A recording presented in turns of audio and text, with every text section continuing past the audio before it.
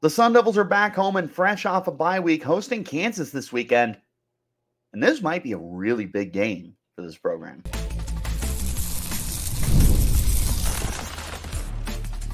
You are Locked On Sun Devils, your daily podcast on the Arizona State Sun Devils. Part of the Locked On Podcast Network, your team every day. Welcome back to the Locked On Sun Devils podcast, part of the Locked On Podcast Network, your team every day. My name is Richie Bradshaw, and I will be your guide for everything Arizona State Sun Devils. A special shout out to my everydayers who are here every day, and thanks to all of you for making us your first listen of the day. Don't forget to hit like, hit subscribe, turn on notifications wherever you're getting your shows. Stay in touch by following me on Twitter at RichieBrads36 and the podcast at LO_Sun Devils. Today's episode is brought to you by Game Time. Download the Game Time app, create an account, and use code LOCKEDONCollege for $20 off of your first purchase. Ladies and gentlemen, welcome back in to the Locked On Sun Devils podcast. We are back in full force after a couple of days off. We are here every single day. We will be back to a normal schedule starting tomorrow as we continue to preview Arizona State against Kansas. And this is a big one, ladies and gentlemen. Now, I know what you're thinking. Richie, Kansas is 1-4. They've been really bad this year. Why is this such an important game? Well, you know what? I'm really glad you asked. And we can start the conversation there. This is a really good opportunity for Arizona State to get their first Big 12 win. 2 weeks ago, Arizona State went to Lubbock to take on Texas Tech. I had hope that they would win. At the start of the year, I placed that as a loss. After a 3-0 start, I got a little confident. I can totally admit that. And I was like, yeah, no, ASU can go into Lubbock and they can win a high-scoring game. I had them 41-38. Yeah, maybe I overreacted a little bit. We can call that as it is. They got humbled. They had a bye week. They are prepared, hopefully prepared at least, better than they were against Texas Tech. You're home. You are hosting a team that has been as disappointing a program as any in college football. Like, this is a team that I personally picked Kansas to win the Big 12 outright this year. They're 1-4. They are 3 losses away from not going to a bowl game this year. Now, that could, or wait, yeah, no. Three wins or 3 losses. Goodness gracious, Richie. They could turn it on to end the year. And I don't think that this is a pushover team. I do think this is a beatable team. And I think this is a team that Arizona State should beat. But it doesn't mean that they're going to. Kansas is still a very tough team. They've got a ridiculously good secondary.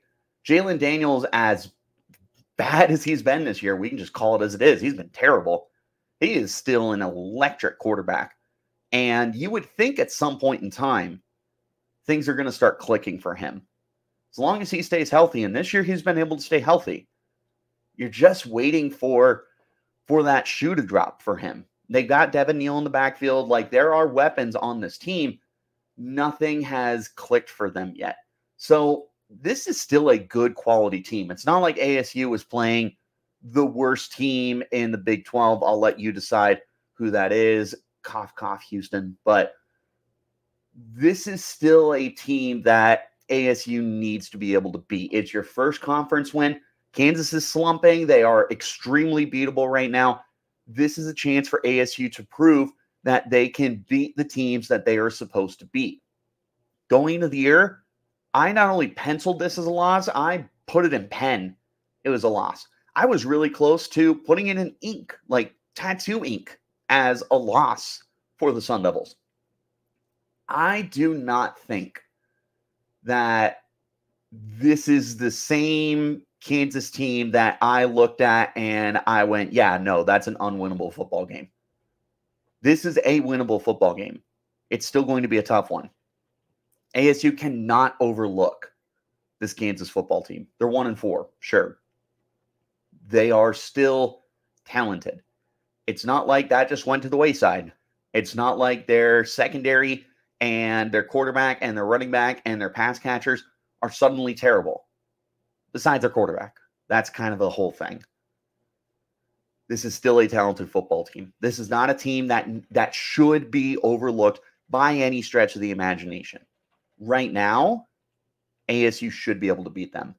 And it's not even because ASU is a more talented football team. I don't know that they are. I think they're pretty comparable. I think ASU has a lot of really, really good football players. Guys that coming into the year we weren't really talking about as potential stars. And now they are stars. On paper, these two teams match up pretty well in terms of the talent department. I still don't know. I do have the faith in ASU to be able to pull out this win, but it's not going to be easy. You're fresh off a bye week, though. You should be more prepared for this football game. You should be ready to come into this game with nothing short of a not quite a perfect game plan, but it should be pretty darn close to a perfect game plan. You have 5 games at this point of tape on Kansas. You have 4 games that you have figured out for yourself who you are, what your identity is, where your strengths are, where your weaknesses are, and hopefully you worked on both your strengths and weaknesses during the bye week to continue preparing yourself for the remainder of the season, let alone this week against Kansas. You should be ready to go for this game. This should be a Sun Devils team that is ready to execute. I'm not willing to say you need to come out and beat them like you did Wyoming. Because Wyoming a much less talented team than Kansas. But the thing with that Wyoming game is ASU had a game plan and they executed it to near perfection. You need to be as close to perfect in executing your game plan as you possibly can be against Kansas. This is a Big 12 opponent. This is a talented roster. This is a team that you can't sleep on because they can, at any point in time, figure things out, everything click, and then they beat you and they embarrass you. This is a team ASU needs to be able to beat. You need to be able to play above your competition. You don't meet them because Kansas is not a good team this year. That does not mean that ASU needs to come in and go, oh, we can play at their same level. No, you have to be able to outperform Kansas to win this football game. There's no reason that you can't outperform them. This isn't Utah. This isn't Kansas State. These are this Kansas team is not an elite football team where ASU is going to have to overachieve for themselves. But they need to come out and be the better football team in this game. Quite frankly, one of the biggest factors in this game has nothing to do with the football team. It's about activating the Valley, ladies and gentlemen. The first 2 games of the year against Wyoming and Mississippi State, you had back-to-back games of over 10,000 students in the student section. First game against Wyoming broke the single game record for student attendance. It's been a month. It has been almost a month, like right around that mark, since ASU played a home game. They were on the road the next 2 games, and then they had a bye week. It's been a long time since ASU has been at home. How much has changed? How much or how bought in are the students still with this team? And have the fans, have the alumni, have all of the people that are looking for something to do on a Saturday, are they bought in to this team? Hopefully you are, because a 3-1 start is not what a lot of people predicted. Again, I said in my predictions, like, yeah, I had them 3-0 to start the year, but I wasn't super confident with it. I just thought that you could. They have been a very good team this year. Hopefully everybody else understands that, and we get a really good crowd. It's a 5 p.m. game, so it's not super duper late, but you're not going to be in the middle of the day where the sun is beating down on you. Also, if you're a student, Kenny Dillingham and the athletic department are handing out Chick-fil-A gift cards for every single student who stays for the entirety of the game. So don't leave at halftime. Mill Avenue can wait. To all of you 21-year-olds, I assume you're all 21-year-olds, that are going to Mill Avenue. You can wait. You don't need to go there that early. It's open late. It's open late. You know what's not here forever? Unlike Mill Avenue, Arizona State Sun Devils football games. And we don't have 8 home games like we did a year ago. ASU needs your support. You've shown the support already. Now just sit through the whole game. It's a fun product anyways. It's not like this is a crappy football team. They have been a good football team. They deserve your full attention for the entirety of the 60 minutes of football. Stay, have a good time, and then get yourself some Chick-fil-A. Come on, it doesn't get better than that. Chick-fil-A, God's chicken. I can't think of a better way to incentivize the students to stay. Hopefully that ends up being the case. How does ASU win this football game? On offense, on defense, and through the coaching? That's what we're going to talk about coming up next. This is the Locked On Sun Devils podcast, part of the Locked On Podcast Network, your team every day. I want to talk to you guys about our friends over at Game Time. Game Time has a new feature called Game Time Picks, and it makes getting tickets for your favorite live events even easier than before. Game Time Picks filters out the fluff to show you only incredible deals on great seats so you don't have to waste time searching through thousands of tickets. Their curation process makes it so much easier to save on sports, on concert, movies, theater, comedy, and more. It's not just for sports games. You can toggle this feature up front, their all-in pricing feature, and make sure that there are no surprise fees at checkout. You're going to see everything. You're not going to get stuck with something. Seat views. You can get a panoramic view of your seat in the app before you buy. That way you know what to expect when you arrive. My favorite part of Game Time is their lowest price guarantee.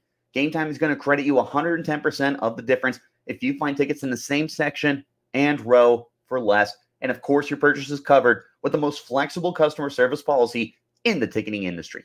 Take the guesswork out of buying tickets with Game Time. Download the Game Time app, create an account, and use code LOCKEDONCollege for $20 off your first purchase. Terms apply. Again, create an account, redeem code LOCKEDONCOLLEGE, Locked On College, for $20 off. Download Game Time today. What time is it? It's game time. Wherever you're getting your shows, hit like, subscribe, turn on those notifications so you get that update whenever we post new content. I appreciate each and every single one of you for tuning in and making us your first listen of the day. And a special shout out to my everydayers who are here every day.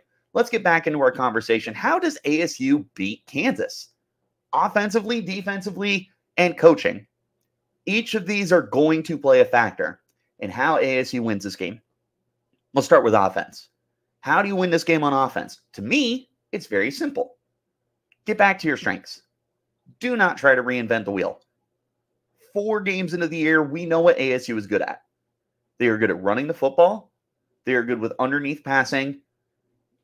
They are good at maximizing the strengths of Sam Leavitt and occasionally trying to get him out of his comfort zone, i.e. pushing the ball down the field.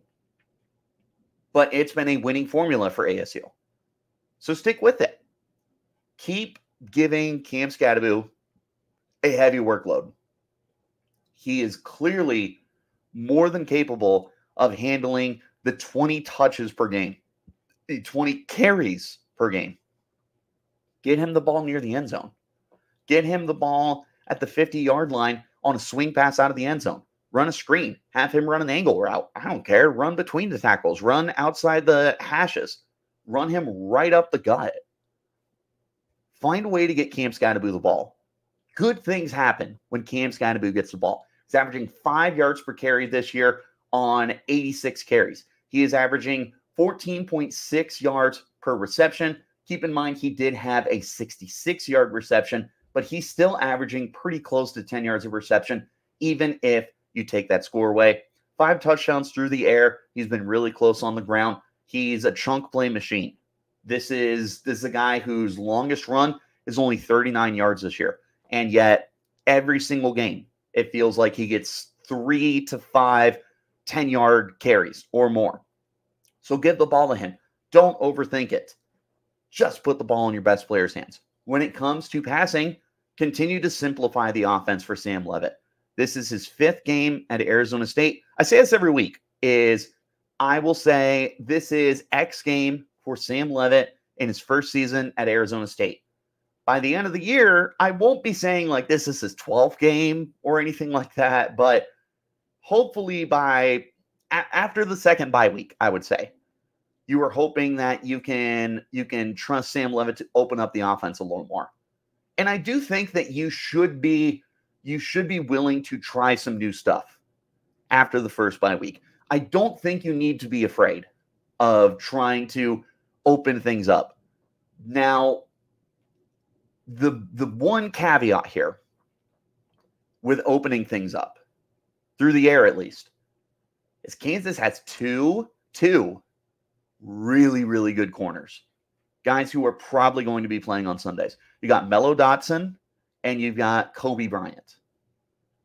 These guys are really good at football. Kobe Bryant especially is someone that I have had my eye on for months now after I did my research during the summer. He has some ball hawking skills. Even though he only has 1 interception this year, he has broken up 4 passes. Considering his career best is 5, yeah, he's pretty good. Mello Dotson leads the team in interceptions with 3. He has 10 career interceptions over 4 years as a full-time starter. And then his first year, I mean, he redshirted. He didn't do very much. These two have ball hawking skills. And it should make Sam Leavitt a little more, I won't say hesitant, just more careful with the football, especially because Leavitt has been prone to making some poor decisions at times. And, you know, he's only thrown 2 interceptions this year. That's all well and fine on 110 attempts. It's not the worst thing in the world. It's not the best thing in the world. The problem has been consistently being able to put the football on a line, the placement in general, the touch on the football. It's not entirely there yet. It should be a little better after a third of the season and a bye week, which is why I would love to see you open things up a little bit. But at the same time, you need to be able to respect the secondary and understand that Leavitt still needs some time to develop. So continue making the offense pretty simple for Sam Leavitt. I am begging you to open up the middle of the field again. It looked so good against Wyoming, and then the next 3 games, it feels like it just wasn't there. I want to see the middle of the field get worked again.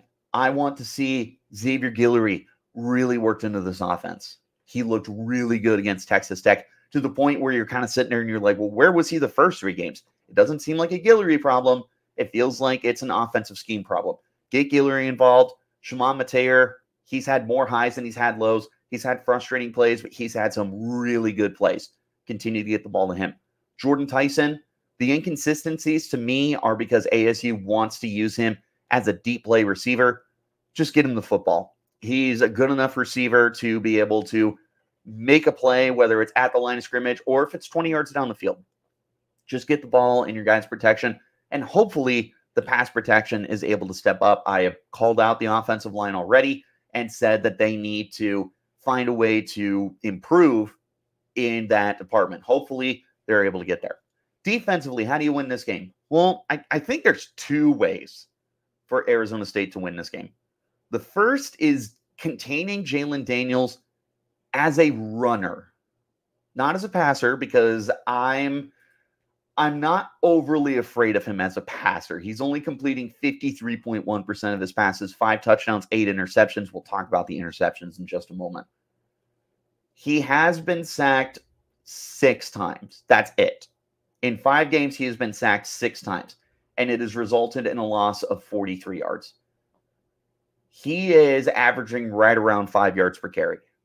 And historically, what we've seen from Jalen Daniels over his time as the starting quarterback from Kansas is he is a really, really, really, really, really good runner.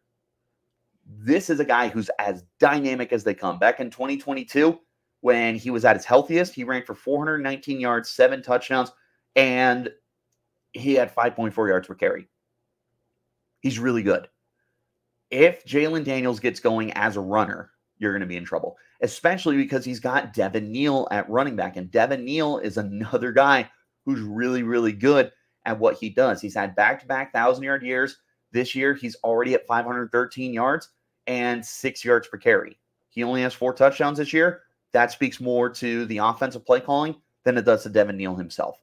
If that Kansas run game gets going, they are going to run all over Arizona State, which has been a pretty good run defense this year. A pretty good, if not elite, run defense. I might be selling them a little short. This is going to be perhaps your toughest challenge this year when it comes to run games, at least for now. The second thing on defense, you have to capitalize on a turnover-prone offense. Jalen Daniels has almost twice as many interceptions as he does touchdowns. ASU has been able to create turnovers this year. They have 3 interceptions on the year. They have 4 fumble recoveries. I would hope that ASU can get at least 1 interception in this game, hopefully 2, maybe 3, 4, 5, 10, I don't know. I would love to see ASU capitalize on an offense that is committing turnovers at a very high rate this year. You should be able to do it.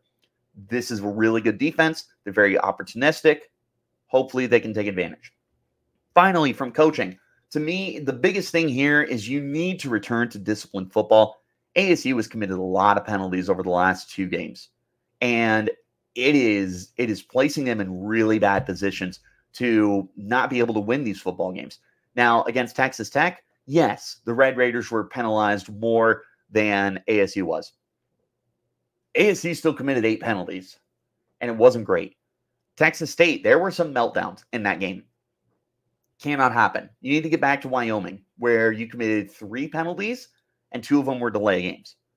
Get back to that, because when you play disciplined, sound football and force the other team to get frustrated, get upset, and have their meltdowns to where they're committing personal foul penalties and everything else, you are going to be in a much better position. You need to be disciplined. You need to have long, sustained drives on offense, and you need to be aggressive on defense. The feistier you are on defense is going to be better. Jalen Daniels is not getting sacked a lot this year. I don't know if that changes in this game.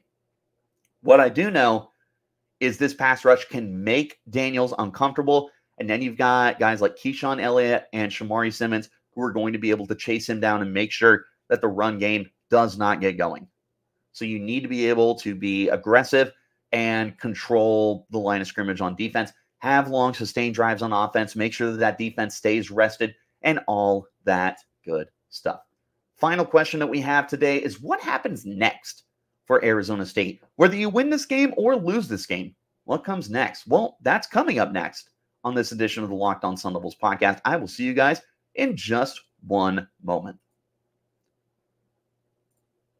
First, though, I want to talk to you about our friends over at FanDuel. Hey, NFL fans, you can start the season with a big return on FanDuel, America's #1 sportsbook. Whether you have a hunch in the middle of the game or you're just looking to get something going to start your day, well, you can check out the latest stats and view live play-by-play and so much more on the same page where you place your bets so you're always in the loop with whatever you want to do.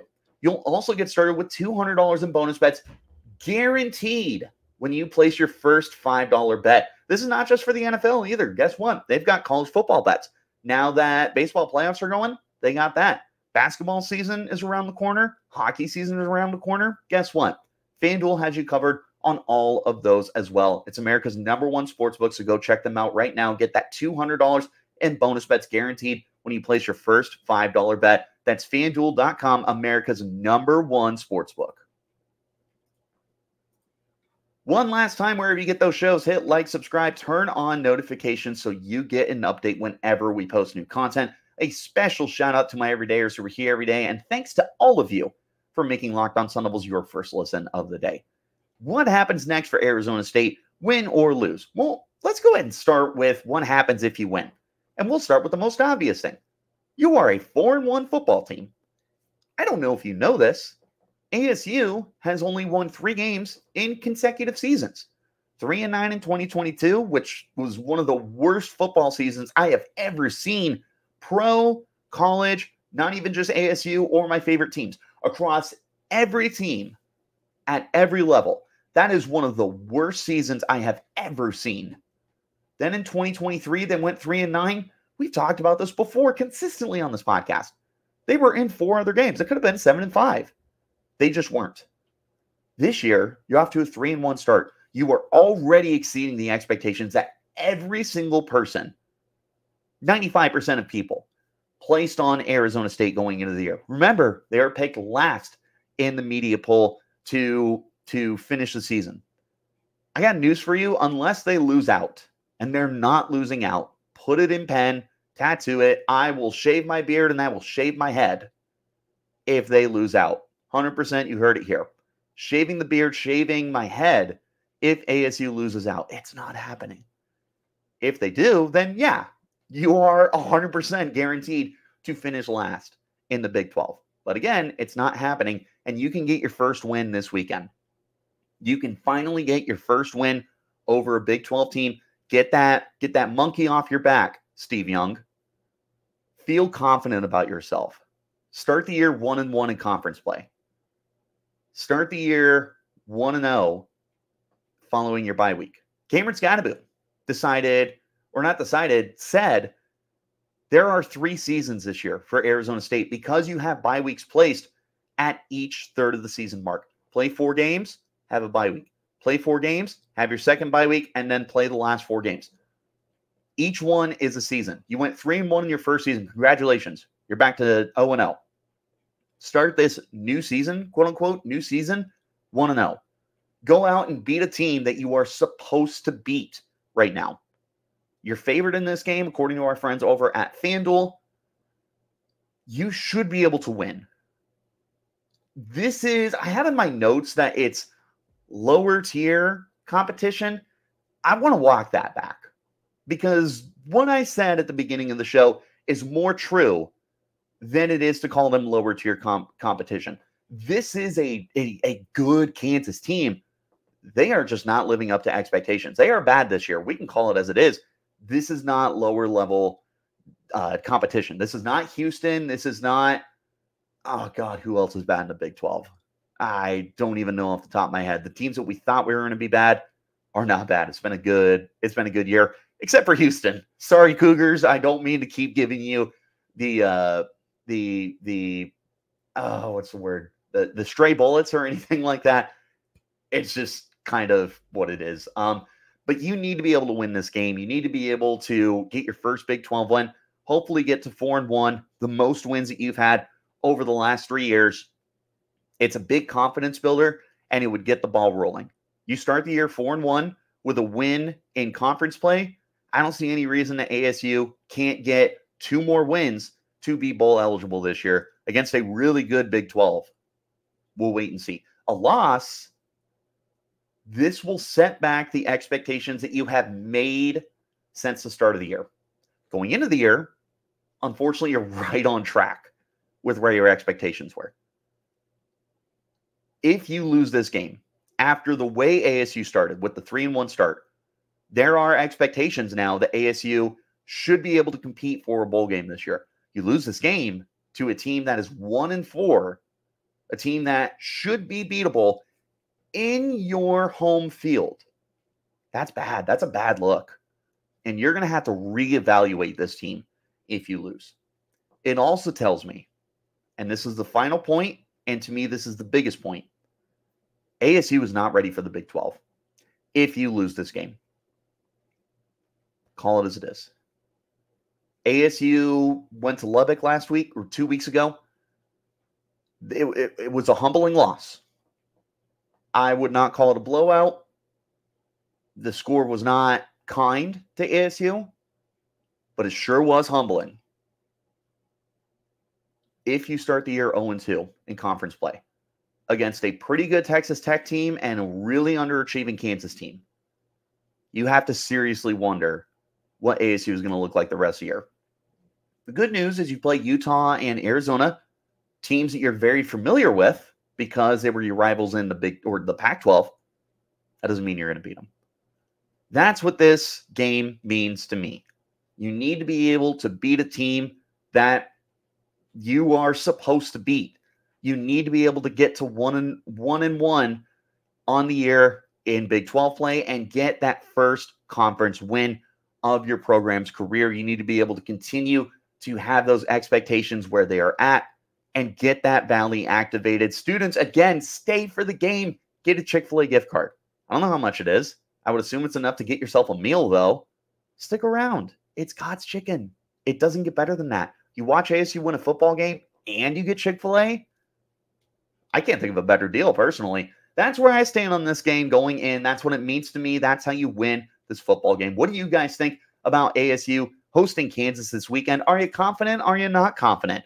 Let me know in the comments. You can always hit me up on Twitter as well at RichieBrads36, the podcast at LO_Sun Devils. Wherever you're getting your shows, hit like, hit subscribe, turn on notifications so you get that update whenever we post new content. I appreciate each and every single one of you for tuning in and making us your first listen of the day. And a special shout out to my everydayers who are here every day.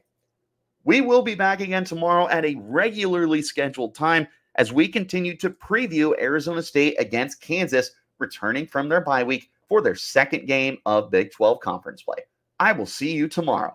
Till then, you keep it locked right here on Locked On Sun Devils.